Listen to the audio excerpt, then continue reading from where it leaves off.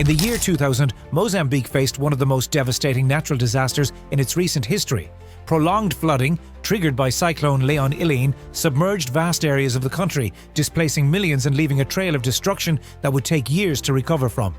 These floods weren't just about water rising, they were about the vulnerability of a nation, the interplay between weather, geography and human settlement, and the lessons we can learn about preparedness and resilience. Today we'll dive deep into what happened during the 2000 Mozambique floods, why the country was so vulnerable, how communities and governments responded, and the long-lasting impact of this catastrophic event. Before we go further, if you want to understand more about natural disasters around the world and how they shape societies, make sure to hit that like button and subscribe for regular updates. In February 2000, Cyclone Leon Eline formed in the Indian Ocean. Unlike a sudden, fast-moving storm, Leon Eline was massive and slow, covering thousands of kilometers as it moved towards southern Africa. By the time it reached Mozambique, the cyclone brought with it not just strong winds but unprecedented amounts of rainfall. Rivers and dams could not contain the water, and soon, large areas of the country were submerged. What made this flood particularly devastating was the timing.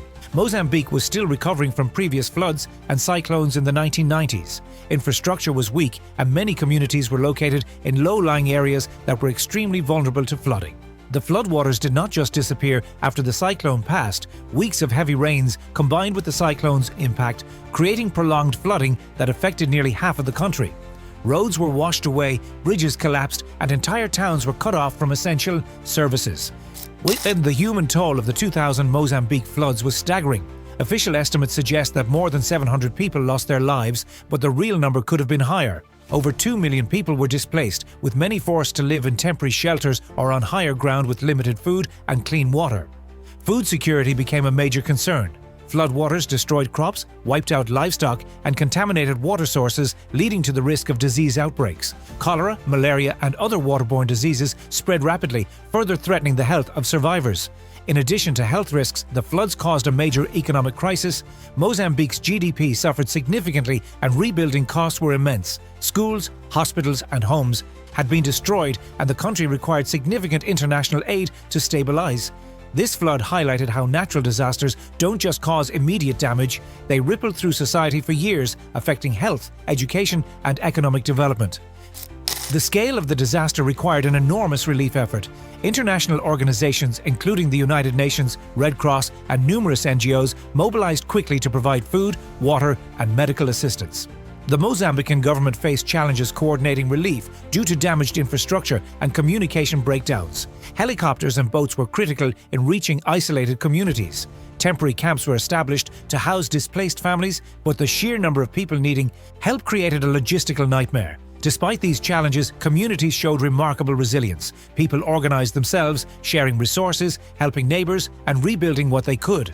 Local knowledge of flood-prone areas helped some survive, but it was clear that without international aid, the human toll could have been much higher. The floods also sparked discussions about long-term disaster preparedness. Efforts to improve early warning systems, river management, and community education became a priority in the years following 2000. To learn how technology today is in helping prevent disasters like the Mozambique floods, check out the links in the description. Understanding how we can prepare is just as important as knowing what happened. Environmental and geographic factors. Mozambique's geography made it particularly vulnerable. The country has a long coastline along the Indian Ocean, and several major rivers, including the Limpopo and Zambezi, run through it.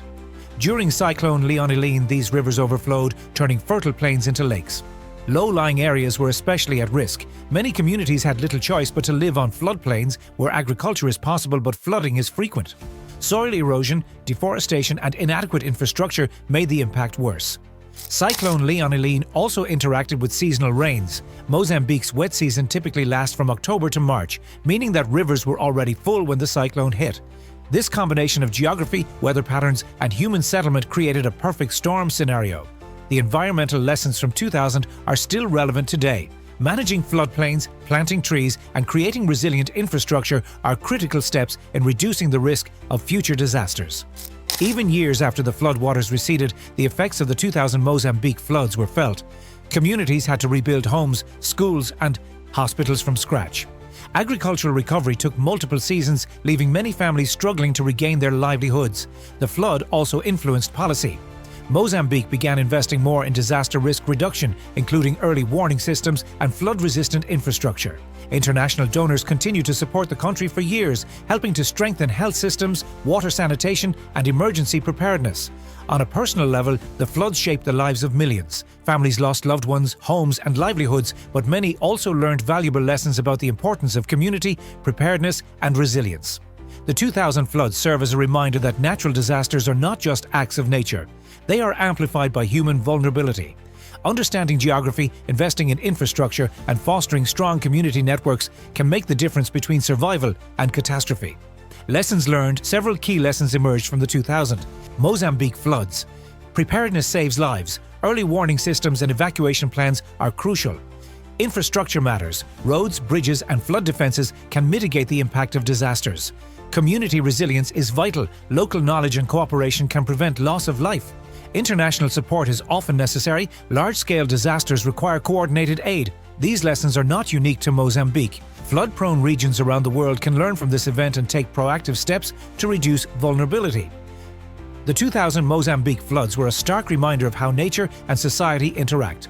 Cyclone Leon Eline may have triggered the disaster, but geography, weak infrastructure, and limited preparedness shaped just how devastating it became.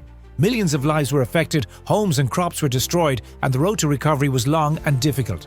Yet through resilience, community cooperation, and international support, Mozambique rebuilt and learned lessons that continue to guide disaster preparedness today. Natural disasters like these show that while we cannot control nature, we can control how we respond. Awareness, planning, and strong communities are our most powerful tools.